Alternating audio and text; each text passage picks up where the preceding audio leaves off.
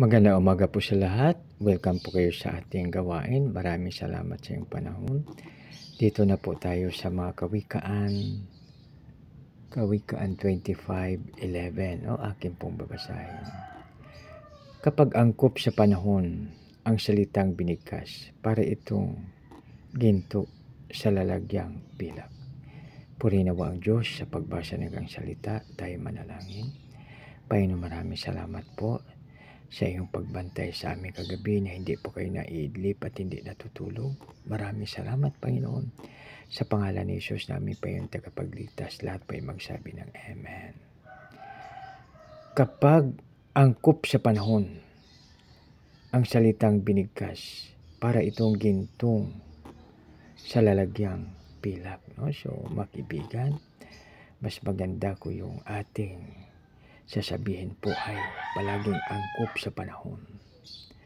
Kaya ito ay napakaganda, So, ibig sabihin na parang appropriateness, Na parang damit po, Pag halimbawa punta tayo sa ganitong okasyon, mayroong bagay na damit. Mag-swimming tayo, mayroon ding damit na pan-swimming o kung saan man po tayo. So, ganun din po yung ating bibigkasin, So, balit napakaganda makibigan na pagising po natin sa umaga, hingi na po natin sa ating God Almighty na ang ating bibigkasin ito ay naaangkop para ito maging pagpapala, para itong ginto sa lalagyang pilak. Ibig sabihin na maka-inspire, maka-bless sa bawat isang nakarinig.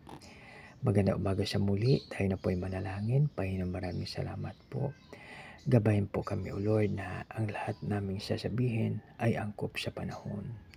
Lord, tulungan mo po kami na kami ay magiging pagpapala sa bawat isa sa magitan ng aming mga salita.